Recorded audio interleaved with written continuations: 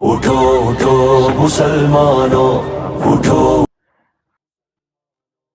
ہمارا ملک ایک جمہوری ملک ہے۔ اس میں تمام ہی قوموں کو باعزت اپنے اپنے نظریات، اپنے اپنے مذہب پر عمل کرنے اور رسم و رواج نبھانے کا پورا پورا حق حاصل ہے۔ یہ اس کا دستور ہمیں سکھاتا ہے۔ اسی کے تحت یہاں ساری اقوام ایک ساتھ مل جل کر زندگی گزارتی ہیں۔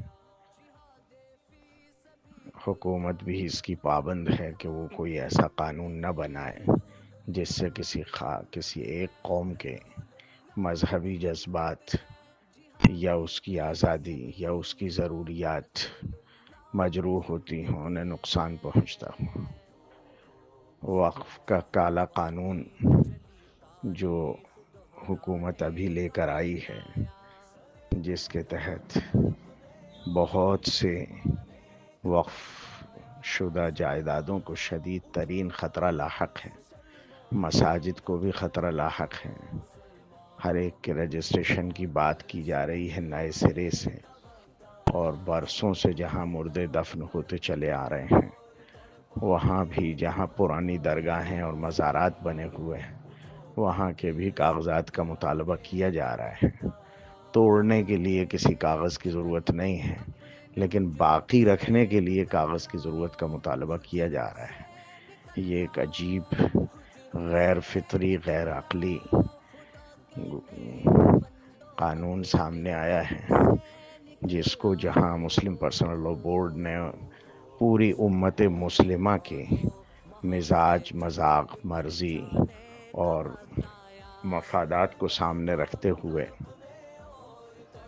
اپنے مذہب کو، اسلام کو بچانے کے لیے اور امت مسلمہ کو اسلام پر سچے دل سے آزادی کے ساتھ عمل کرتا ہوا باقی رکھنے کے لیے عدالت میں چیلنج کیا ہے۔ اس سے پہلے دستخط وہ ای میل مہم چلائی ہے اور حکومت کو باخبر کیا ہے اور امت کو اس سلسلے میں بیدار کیا ہے۔ اسی طرح عدالت میں اس کا مقدمہ لڑا اور اب تک میں اس کی کچھ شقوں پر پابندی عائد ہوئی ہے، لیکن ابھی بہت سی شقیں ایسی ہیں جو ہمارے لیے خطرے کی خوفناک تلوار سے کم نہیں ہیں۔ ان سبھی حالات کو دیکھتے ہوئے پورے ملک میں مہم چلائی جا رہی ہے تاکہ امت مسلمہ متحد بھی رہے، اپنی آواز میں بیدار بھی رہے، اپنے حقوق کو سمجھے اور اپنے حقوق کا مطالبہ بھی کرتی رہے۔ چونکہ جمہوریت میں تعداد بہت بڑی اہمیت رکھتی ہے، اور ہم سب مل جل کر ایک قوم، ایک ملت اور اسلام کی حفاظت کے لیے سب ایک آواز، ایک زبان، ایک دل ہیں۔ اس کے تحت مختلف اقدامات زمینی پیمانے پر بھی مسلم پرسنل لاء بورڈ کی طرف سے کیے جا رہے ہیں۔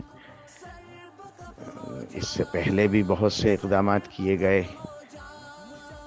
ظاہر میں بسا اوقات دیکھنے میں ایسا لگتا ہے کہ اس سے کیا ہوگا، لیکن سب سے بڑی بات یہ کہ ہم جس ملک میں رہتے ہیں، جمہوری انداز میں کوئی دوسروں کو نقصان یا حکومتی املاک کو نقصان پہنچائے بغیر، کسی سے ٹکرائے بغیر، ہم اپنے غم و غصے کا اظہار مختلف انداز میں کر کے ایک طرف جہاں اپنی ایک جٹتا اور اتحاد کا پیغام دیتے ہیں، اپنی بیداری کا پیغام دیتے ہیں، اور دوسری طرف اپنے غم و غصے کا اظہار حکومت کے سامنے کرتے ہیں۔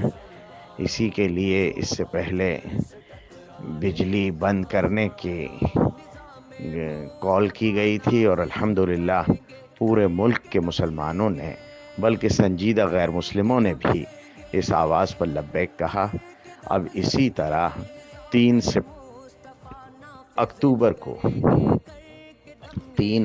کو جو جمعہ آ رہا ہے، یعنی اس جمعے کے بعد والا جمعہ، کل جو جمعہ ہے اس کے بعد والا جو جمعہ آ رہا ہے 3 اکتوبر کا، انشاءاللہ تعالی مسلم پرسنل لاء بورڈ کی ہدایت کے مطابق پوری امت مسلمہ ہندیہ 8 بجے سے 2 بجے تک دن میں اپنے کاروبار بند رکھے گی۔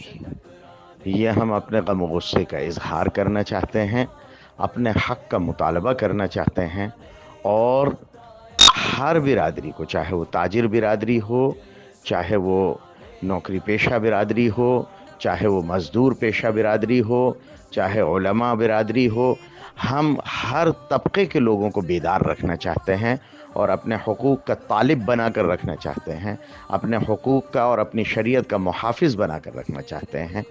اس کے لیے گلی گلی، کوچہ کوچہ، گاؤں گاؤں، دیہات دیہات یہ خبر پہنچا دینے کی ضرورت ہے کہ ہم سب متحد ہو کر جمعے کے دن 3 اکتوبر کو انشاءاللہ تعالی صبح 8 بجے سے اور شام دوپہر میں 2 بجے تک اپنے کاروبار کلی طور پر بند رکھیں گے۔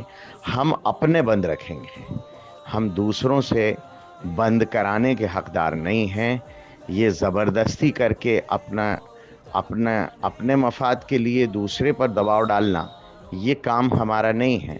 لیکن ہم ایک مومن ہونے اور جناب محمد الرسول اللہ صلی اللہ علیہ وسلم کی امانت اسلام کا امین ہونے کی حیثیت سے لازمتاً اپنے کاروبار کو بند رکھیں گے۔ یہ پیغام ہر جگہ پہنچانے کی ضرورت ہے۔ امت بیدار ہے، امت میں درد بھی ہے، کسک بھی ہے۔ امت کو اپنے دین کی، اپنے شریعت کی اور اپنے ملکی حقوق اور مفادات کی فکر بھی ہے۔ صرف ہمیں ساتھ لینے کی ضرورت ہے اور ان تک سچا اور صحیح پیغام پہنچا دینے کی ضرورت ہے۔